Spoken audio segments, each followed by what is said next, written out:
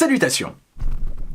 Allons-nous voir arriver un nouvel iPod en 2019? Si oui, qu'est-ce qui pourrait pousser Apple à sortir une nouvelle version? Et voilà, bien joué, t'improvises encore des trucs et tu dérègles ton micro. Du classique.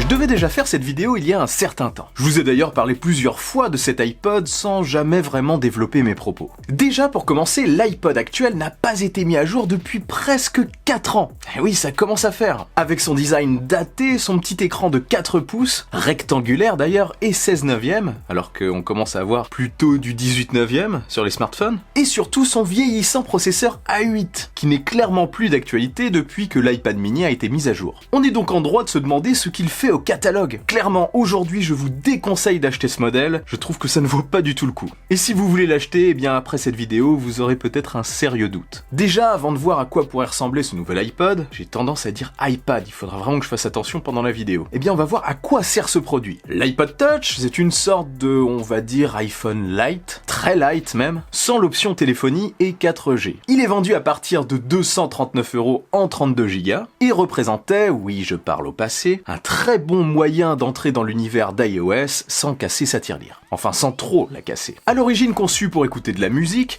l'iPod est devenu, à partir de l'iPod Touch, un véritable outil multimédia. Tout ça dans un produit très compact. En fait, c'est presque un smartphone sans le phone. C'est d'ailleurs pour ça que légitimement beaucoup se disent que ça ne sert à rien aujourd'hui, surtout que maintenant tout le monde a un smartphone. Et je dois dire qu'ils n'ont pas tout à fait tort. Cependant, tout le monde n'a pas un smartphone Apple. Des smartphones dont les prix montent très haut aujourd'hui. L'iPod pourrait alors être, comme je le disais, un moyen d'accès à iOS pour ceux qui ne veulent pas mettre beaucoup dans un smartphone Apple, qui ne peuvent tout simplement pas se le permettre, mais qui veulent quand même profiter de l'écosystème d'app associé. Je pense aussi aux personnes qui préfèrent avoir un smartphone principal sous Android, mais qui aimeraient bien quand même goûter à iOS, en plus.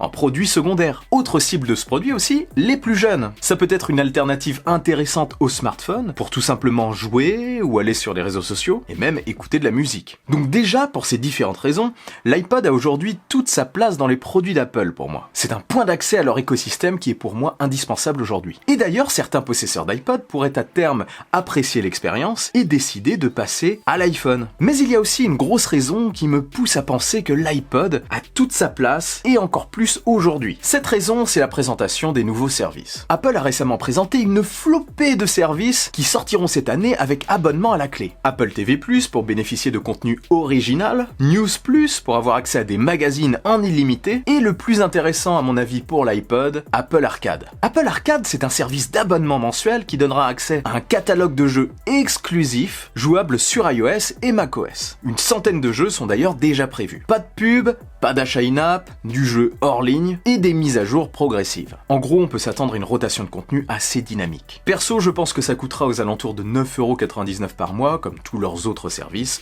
Enfin, on verra. Donc pour développer ces services, et surtout celui de gaming, l'iPod est pour moi aujourd'hui indispensable. Un produit iOS à moins de 300 € couplé à l'abonnement Apple Arcade pourrait en attirer plus d'un. Imaginez qu'Apple s'associe avec une marque d'accessoires, pour des manettes par exemple, voire d'autres petits accessoires, dans le but de rendre le jeu plus fun et plus interactif, ça peut être bien cool. Donc dans cette nouvelle phase des services, Apple a tout intérêt à multiplier les voies d'accès à ses offres. J'attends d'ailleurs un forfait global mensuel plus intéressant regroupant tous les services à la fois. Il faudrait vraiment un tarif relativement intéressant. Quoi qu'il en soit, on saura tout, à mon avis, à la fin de l'année. Ceci étant dit, à quoi pourrait ressembler ce nouvel iPod s'il existe? En fait, j'ai 3 hypothèses. La première, c'est qu'on pourrait tout simplement avoir le droit à une mise à jour matérielle de l'iPod Touch actuel. En gros, le même modèle, mais avec un processeur peut-être, je sais pas, A12, plus récent, et plus de stockage. Le problème, c'est que ce petit gabarit, bien que très apprécié, et surtout cet écran à angle droit de 16/9,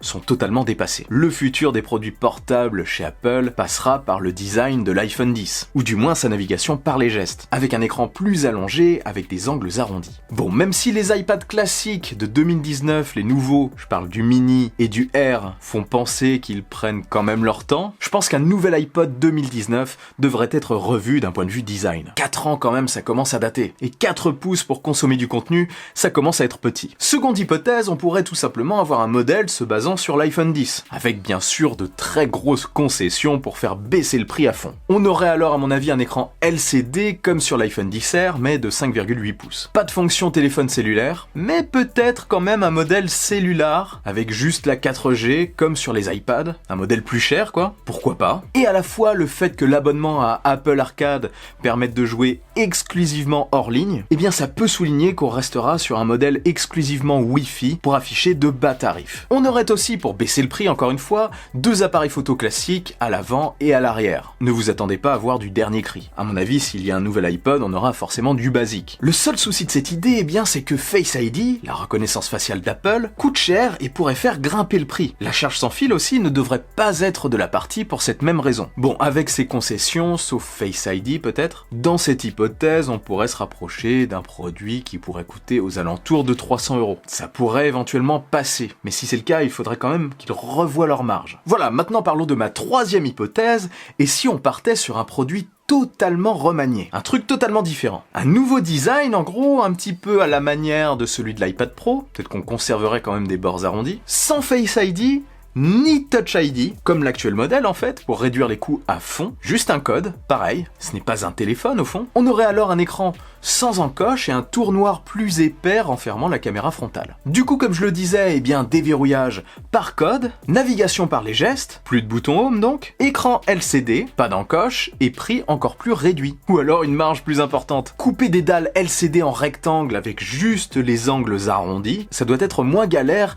et donc par conséquent moins cher à produire, moins coûteux que la découpe de l'écran de l'iPhone avec son encoche. Et en plus de réduire les coûts, eh bien ça donnerait à ce produit une identité propre. On peut même imaginer du coup un écran plus grand pour plus de confort. Certaines rumeurs évoquaient même un écran entre 6 et 7 pouces. Et je me répète, mais un produit comme ça, avec des accessoires, des manettes par exemple qui se mettraient sur les côtés, eh bien ça peut être très cool. Quoi qu'il en soit, comme vous le voyez, je trouve que l'iPod a toujours, voire encore plus sa place dans les produits Apple en 2019, mais pour que ça marche, il faut que le premier prix n'excède pas, ou pas trop, du moins 300 €. Si ce produit existe bien, je pense qu'il pourrait être dévoilé en même temps que la version finale du service de gaming d'Apple. Donc en septembre aux côtés des nouveaux iPhones, ou alors en octobre lors d'une conférence dédiée au service et peut-être aux nouveaux iPad Pro. En gros, je ne pense pas que ça puisse être présenté lors de la conférence de juin, qui est en général exclusivement destinée aux nouveaux OS. Bon, il est quand même arrivé qu'on ait le droit à une présentation de produit. On verra bien, mais je pense plus à la fin de l'année perso. Et vous, qu'en pensez-vous?